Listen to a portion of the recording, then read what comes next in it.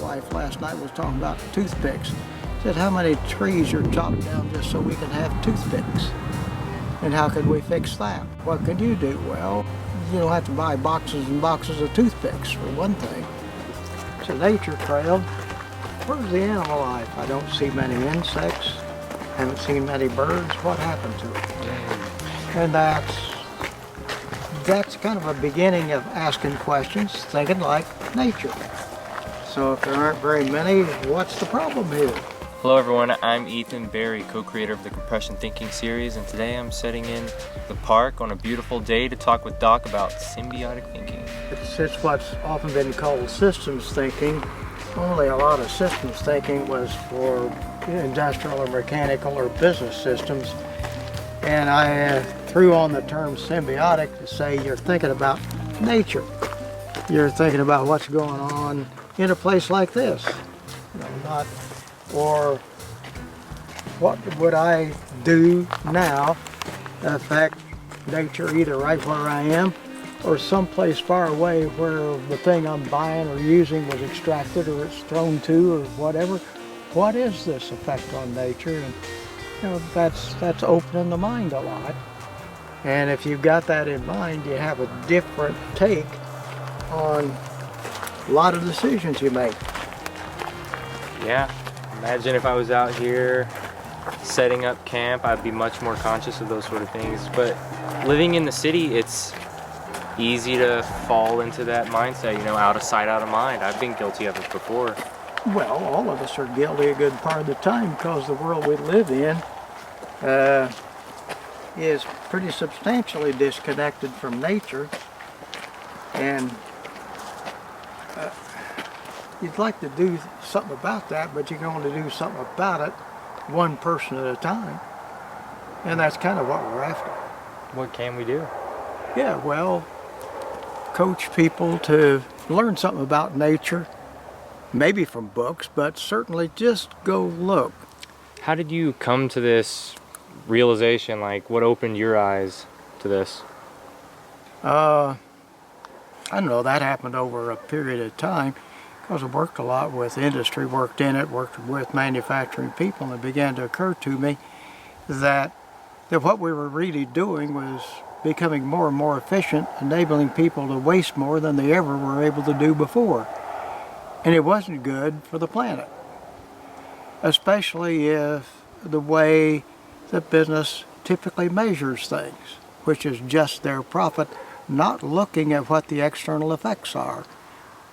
Where does the stuff go? Favorite question I always had was, what's your product going to look like in 50 years? Well, different idea about it. And not just make it, sell it, forget it. Are you making something to be pitched? Is your only concern one more little convenience for people? And if you're a consumer, what is my convenience really costing? Not to the environment. If I use plastic tableware and pitch it, what does that do for it? So Doc, what is symbiotic thinking? Well, symbiosis just means things are dependent on each other. And at least in biological circles, that's kind of become more popular with the discovery that we're dependent on our microbiomes of various kinds and places. Making that shift in thinking and having that awareness, what are the benefits that a person has from having that paradigm shift? Well, there's a lot of benefit to us collectively by not making so many mistakes and messing up nature so much. And the reason we do that is because we just don't think about it. Symbiotic thinking is systems thinking with the added twist to it that almost anything significant that you do, you ask the question, well, how would nature react, or what would nature think of this? And that's not too hard to do. If you get into it, you got to know a little bit about nature and get next to it and come out to places like this some and observe. So it sounds simple. It's about cause and effect, looking at everything and how it interacts with how everything interacts with everything. Mm-hmm. But I know you talk a lot about business, and business is complicated. So how does a business behave or think symbiotically in its practices? Well, a business is run by people, and if people can think about nature first, so can the business. What do you think is holding people back from doing this? We're so used to thinking we're separate from nature, and we're not. So I'm trying to think this through. How do you reach people with this message? How do you make it connect with them when they feel so disconnected with nature? What do you do with plastic bags? Well, don't use them. That's a start. That's something that individuals will do without trying to change how the world as it is now works. And then we can work on how the world works. Right, so it starts with us. It starts with our need to change individually.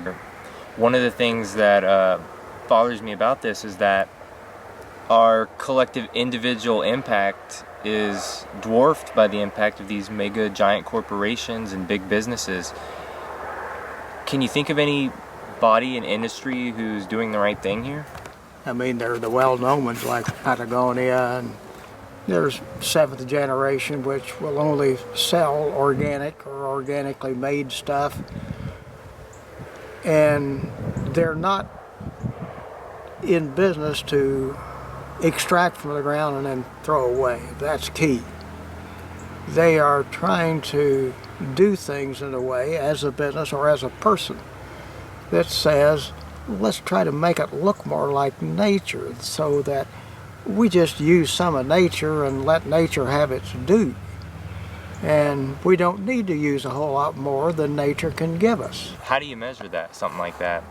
Whether an individual or a business, you think about nature and how you measure, and probably do that first. What does this feeling that I'm part of nature do for you? Sometimes it's called deep ecology and other names, but if you feel that you're a part of it, you will, in your thinking, automatically begin to consider nature when you're making almost any kind of a decision. And it's getting that innate thing in us that may be the key. A big issue in this is, you say, energy. Energy drives the economy. It drove the car to get us here, all that. Without it, we wouldn't have an economy like we have. We're trying to keep this huge monster alive that is not really compatible with nature. A good many of us try to minimize, at least minimize how much we drive. Don't use a lot of extra stuff. That's the minimalist consumption idea. And by the way, if we weren't buying and using the stuff, the big companies that make it wouldn't be making it. Somewhere along the line, that can have an effect. If you're in any place where you've got some ground, try to grow a little garden, at least some flowers or a few things to eat. What does that do? Well, it immediately brings you into contact with nature and its problems. You got to pay attention to it if it's going to do well. It does infect your thinking. You open your mind to a lot of complexity that maybe you never saw before. At the same time, you are in many ways simplifying your life. I think there's a lot of truth to what you're saying, you know, like one of the excuses I used to always make for myself for not doing that, things like that, would be, I don't have the time to do a garden. I don't have the time.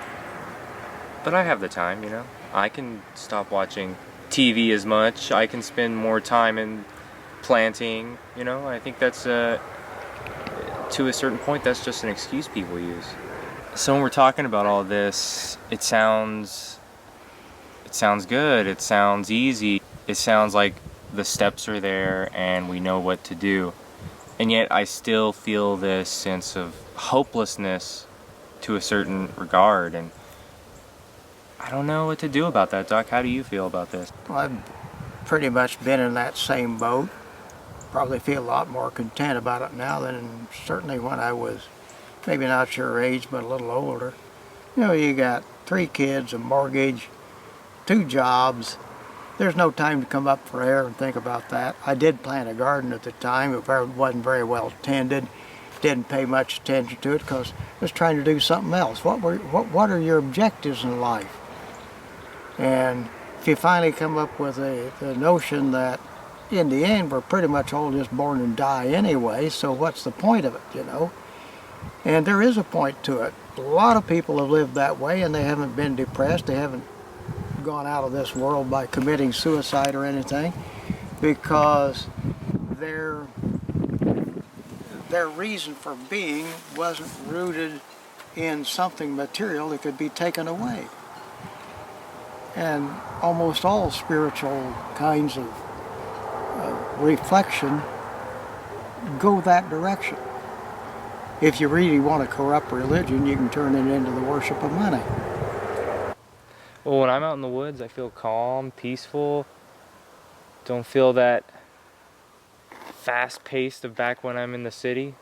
Yeah. Fast-paced, get up and go mentality. It kind of leaves me. Sure. Yeah. Does me too. I hate driving in the city anymore. It's all too often it's bumper to bumper at 75 to 80 miles an hour. And you're not bumper to bumper with anything here. What is my convenience really costing to the environment? If I use plastic tableware and pitch it, what does that do for it? You lose your convenience. You give up using toothpicks, for instance. you feel that hit immediately. Oh yes. But the impact all this convenience is having on the environment, it's kind of this slow and steady building problem. Yeah, it's a consumer version of everything for me and nothing for the systems that support me. We could never cover it all. That's impossible. It takes a lifetime and you never finish. But please come to our teleconference and let's talk about where you are in this journey and what might be done to better affect what you do every day. We're encouraging people to become part of a compression community, and that really is the ultimate intent of teleconferences and trying to organize these things. We want to go from what the big problems are to what can we do about it and how do we get started. Symbiotic thinking is such a huge concept to cover. It seems simple, but it's not. And you want to learn more? Check out the podcast, the Compression Thinking series, where we go more in depth with concepts like this.